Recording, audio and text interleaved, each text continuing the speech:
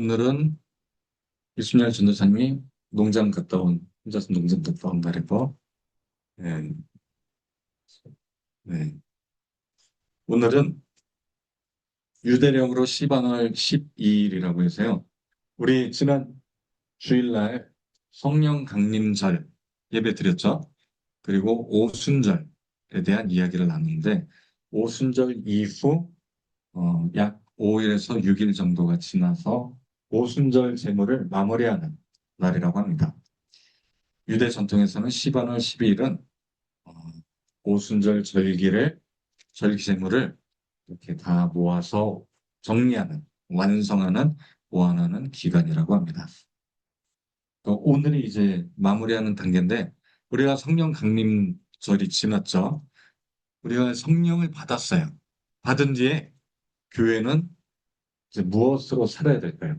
우리도 오순절에 성령을 받은 이후에 이제는 어떻게 살아야 될지에 대해서 오늘 본문 말씀을 통해서 함께 나누는 시간을 가져보고자 합니다. 우리가 증인된 삶으로 살아야겠죠. 또 담대한 사람으로 살아야 됩니다. 하나님의 영은 우리 혼자만 받는 게 아니죠. 모두가 함께 받아야 됩니다. 그런데 구약 시대도요. 성령, 하나님의 영이 모세에게 임해서 모세가 담대하게 나아갔던 것을 우리가 알 수 있는데 모세만 성령을 받은 게 아니었습니다. 혹시 누가 또 성령을 받았는지 아시나요? 아까 읽었는데 힌트를 드리자면 홍인유 장로님과 연관되어 있습니다.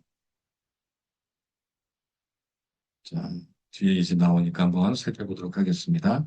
하나님의 영능이 임하면 우리의 집 힘든 무거운 짐을 함께 질 줄로 믿습니다. 오늘도 우리 송호숙 전도사님이 힘든 일이 있었습니다. 큰 돈을 잃어버리고. 근데 혼자서만 이렇게 끙끙 앓지 않고 제 주변 사람들한테 얘기해서 또 우리 이순열 전도사님이 지혜를 줘서 오늘 또 잘 찾았다고 합니다. 이런 어려운 일이 있을 때 예, 혼자서 하면 안 됩니다. 함께 짐을 나눠야 될 줄로 믿습니다. 자, 오늘 민수기 11장 말씀을 읽었는데 광야가 배경입니다. 광야. 베밋 바르라고 해서 광야에서라는 히브리어를 쓰고 있는데 광야에서의 삶이 아주 중요한 배경이고요. 어떤 일이 있었냐면 백성들이 불평불만하는 장면이 1절부터 3절에 나옵니다. 불평합니다. 뭐라고 불평하는지 아시나요? 왜 어, 우리에게 계속해서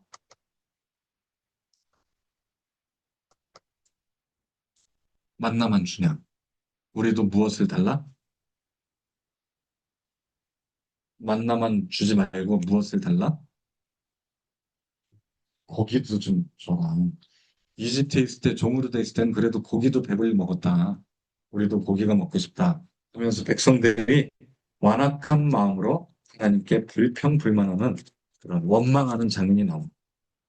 아니 여러분 만나가 얼마나 기적 같은 음식입니까? 그렇죠? 근데도 그 기적을 경험했음에도 불구하고 그리고 하나님보다 자신의 이 욕망, 배고픔, 고기를 먹고 싶어하는 욕망으로 하나님께 이제 하나님보다 더 앞선 그런 것들이 나오게 됩니다. 모세는 어땠을까요? 이 이야기를 듣고 기분이 좋았을까요? 아닙니다. 힘들어서 탈진해버려요. 그리고 지금까지 혼자서 다 재판했잖아요. 근데 백성들이 불평, 원망하니까 이제는 완전히 탈진하는 그런 장면이 바로 오늘 11장 배경입니다. 자, 그래서 첫 번째 요 말씀 민수기 11장에서는 중요한 첫 번째 포인트가 있습니다.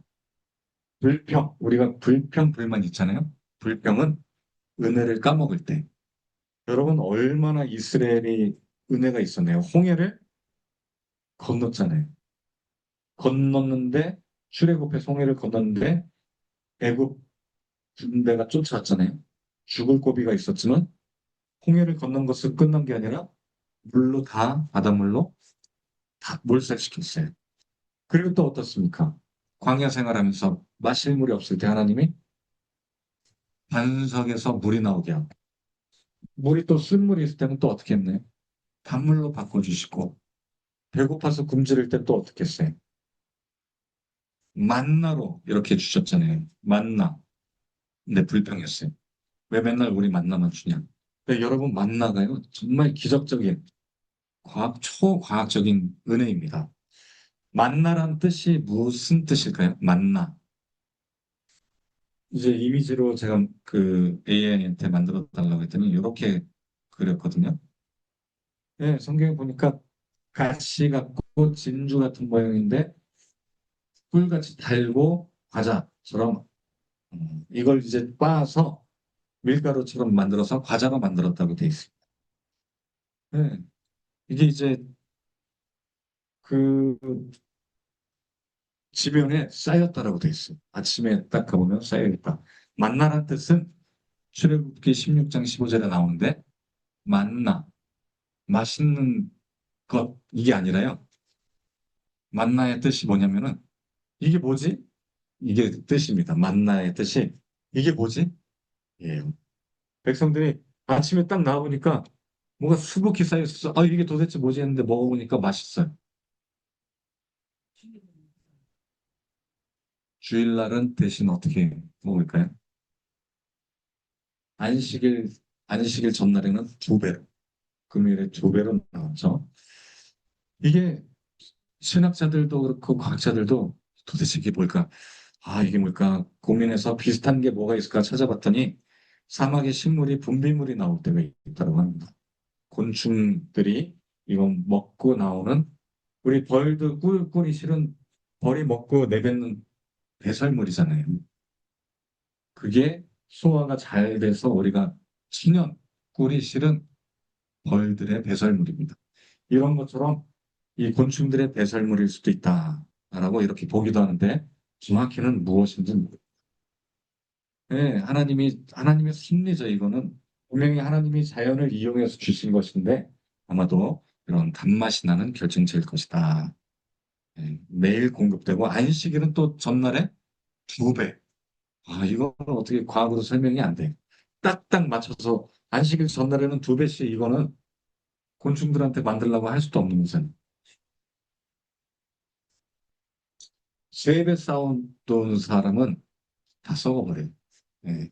그러니까 그냥 딱 그날 먹을 수 있는 양식.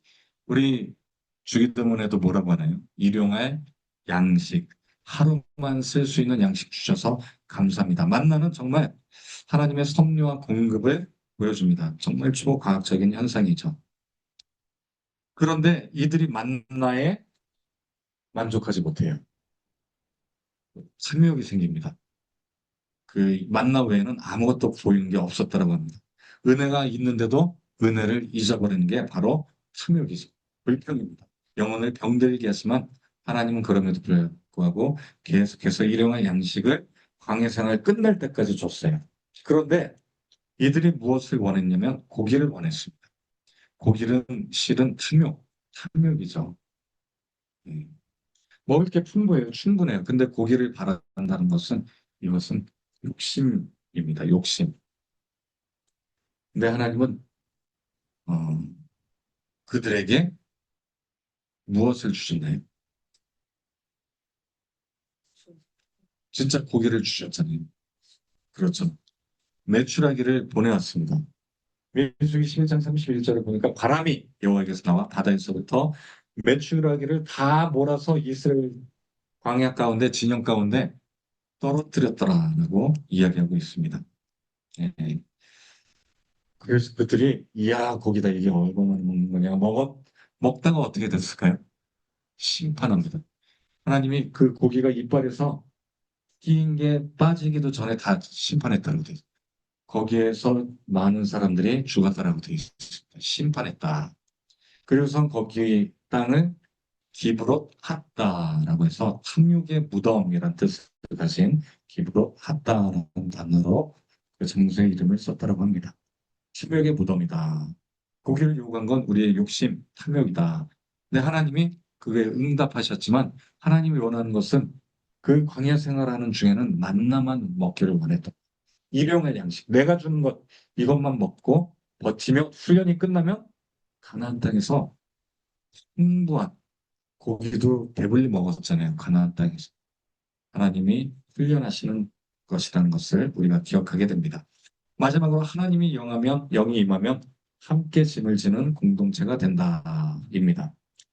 여러분 모세가 힘들었어요. 재판도 혼자서 다 하고 백성들이 불평불만하고 이런 일들을 감당하니까